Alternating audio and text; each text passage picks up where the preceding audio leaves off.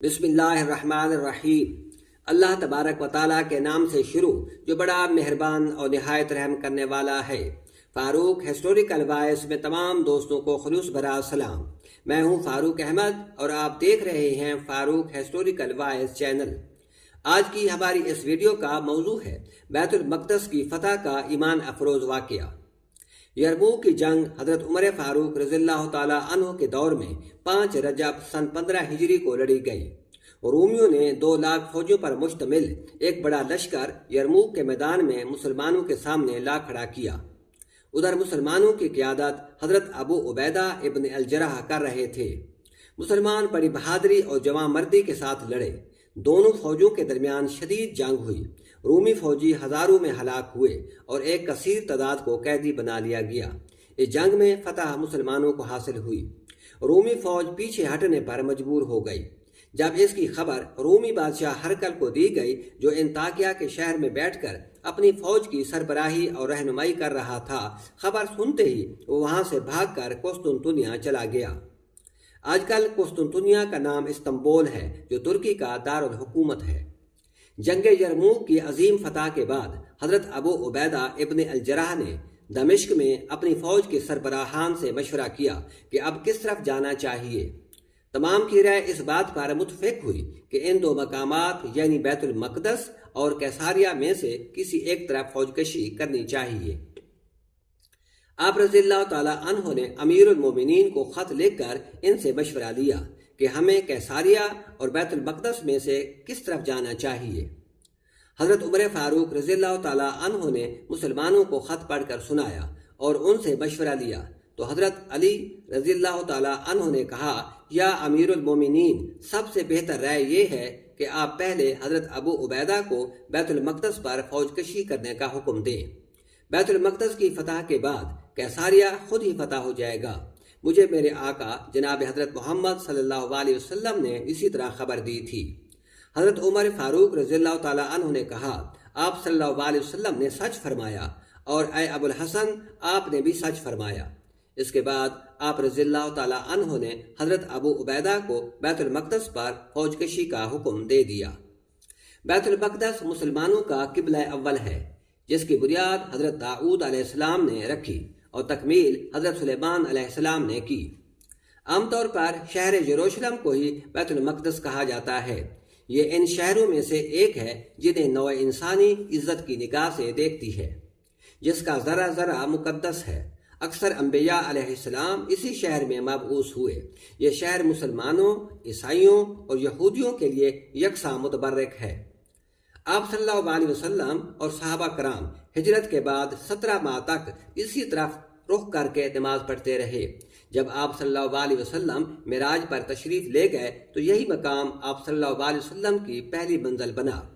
اسی مقام پر آپ صلی اللہ علیہ وسلم نے سابقہ انبیاء علیہ السلام کی امامت کروائی، جس کی وجہ سے آپ صلی اللہ علیہ وسلم کو امام الانبیاء کہا جاتا ہے۔ حضرت ابو عبیدہ رضی اللہ تعالیٰ عنہ نے 5,000 ہزار کے 6 لشکر بیت المقدس کی طرف روانہ کر دیے۔ مسلمانوں کا لشکر بیت المقدس میں 4 دن تک پڑا رہا، لیکن وہاں کے کسی باشندے نے مسلمانوں کے ساتھ گفتگو نہ کی، بلکہ اپنے شہر کو منجنیقوں، تلواروں اور ڈھالوں سے مضبوط کرتے رہے۔ 5ویں روز مسلمانوں کا ایک چھوٹا سا وفد ان کے پاس گیا اور کہا، یا تو کلمہ حق کو مان لو، یا ہمارے ساتھ صلح کر لو اور ہمیں جزیہ دو، یا پھر جنگ کے لیے تیار ہو جاؤ۔ ان میں سے ایک پادری نے یہ ساری بات سن کر شہر والوں کو سنائی تو انہوں نے صاف کہہ دیا کہ ہم قتل ہو جانے کو ترجیح دیں گے لیکن مسلمانوں کے سامنے جھکیں گے نہیں۔ حضرت ابو عبیدہ رضی اللہ تعالیٰ عنہ نے اپنی فوج کو حملہ کرنے کا حکم دے دیا۔ مسلمانوں کو یہ حکم سن کر بہت خوشی ہوئی۔ صبح کی نماز کے بعد لڑنے کے لیے نکلے تو بیت المقدس والوں نے تیروں کی بارش کر دی۔ مسلمان اپنی ڈھالوں پر تیروں کو روکتے رہے، شام تک بہادری سے لڑتے رہے۔ اسی طرح 10 دن تک لڑتے رہے لیکن بیت المقدس فتح نہ ہو سکا۔ 11ویں روز حضرت ابو عبیدہ رضی اللہ تعالیٰ عنہ اور حضرت خالد بن ولید رضی اللہ تعالیٰ عنہ کچھ مزید فوج کے ساتھ بیت المقدس پہنچ گئے۔ بیت المقدس والوں پر رعب طاری ہو گیا۔ انہوں نے جا کر اپنے پوپ کو خبر دی کہ مسلمانوں کا ایک اور سردار اپنی فوج لے کر شہر میں پہنچ گیا ہے۔ مسلمانوں نے سخت سردی میں 6 ماہ تک شہر کا محاصرہ جاری رکھا۔ اہلیان بیت المقدس نے جب یہ سخت ترین حالات دیکھے تو انہوں نے جا کر اپنے پوپ سے گزارش کی کہ ہمارا بہت نقصان ہو رہا ہے، آپ ایک دفعہ ان سے بات کر کے دیکھیں کہ آخر یہ چاہتے کیا ہیں۔ اگر بات ماننے والی ہوئی تو مان لیں، ورنہ ایک ہی دفعہ دروازے کھول کر ان سے جنگ کریں، یا ان کو مار دیں یا خود مر جائیں۔ یہ سنتے ہی پوپ کا رنگ فک ہو گیا، زور زور سے پکارنے لگا، افسوس افسوس۔ انہوں نے کہا، یہ کیا؟ پوپ کہنے لگا، انجیل مقدس کی قسم، اگر آنے والا ان کا سردار وہی ہے تو تمہاری بربادی اور ہلاکت کا وقت آن پہنچا ہے۔ انہوں نے کہا، یہ کس طرح؟ اس نے کہا، جو علم ہمیں وراثت میں ملتا چلا آ رہا ہے اس سے معلوم ہوتا ہے کہ حضرت محمد صلی اللہ علیہ وسلم کا صحابی عمر نامی ایک شخص ہوگا۔ یاد رکھو، اگر واقعی وہی آ گیا ہے، نہ تمہارے پاس اس کے ساتھ لڑنے کی طاقت ہے نہ مقابلہ کرنے کی۔ میں چاہتا ہوں کہ میں تمہارے ساتھ چل کر اس کی صورت دیکھوں، اگر وہی ہوا تو میں اس کے ساتھ مصالحت کر لوں گا اور جو چاہے گا اس کی بات مان لوں گا، اگر وہ نہ ہوا تو کبھی بھی اس شہر کو اس کے حوالے نہیں کروں گا۔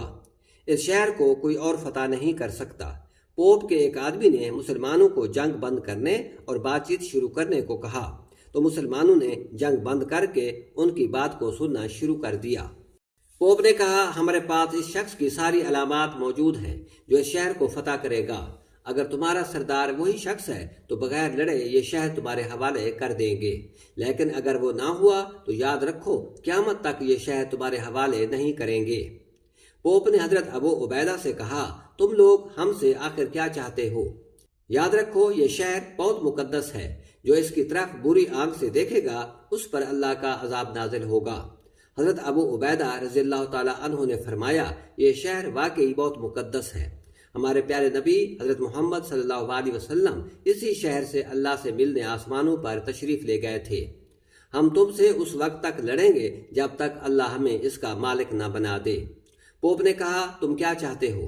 حضرت ابو عبیدہ رضی اللہ تعالیٰ عنہ نے کہا، 3 باتوں میں سے ایک بات مان لو، یا کلمہ توحید کے قائل ہو جاؤ، یا ہماری سرپرستی میں رہ کر جزیہ دیتے رہو، یا پھر ہمارے ساتھ جنگ کرو۔ پوپ نے کہا، اگر تم 20 سال تک بھی اس شہر کا محاصرہ کر کے رکھو تب بھی تم فتح نہیں پا سکتے۔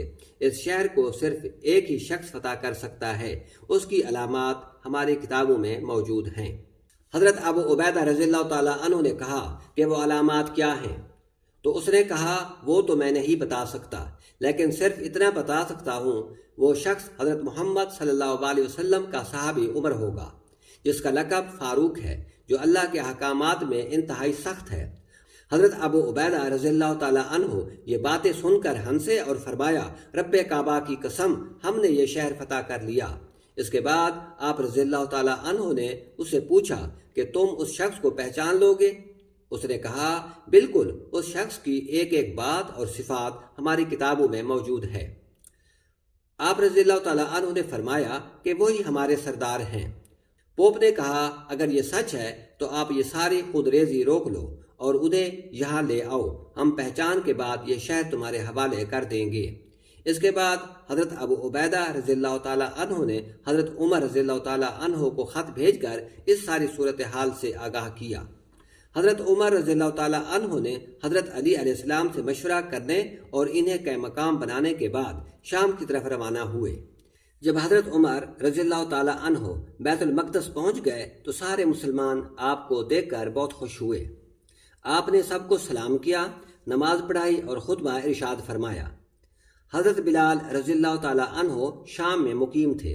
جب انہیں معلوم ہوا کہ مسلمان بیت المقدس فتح کرنے کے لیے یہاں آئے ہیں تو آپ بھی جہاد میں شریک ہو گئے۔ حضرت عمر رضی اللہ تعالیٰ عنہ نے انہیں اذان دینے کا کہا۔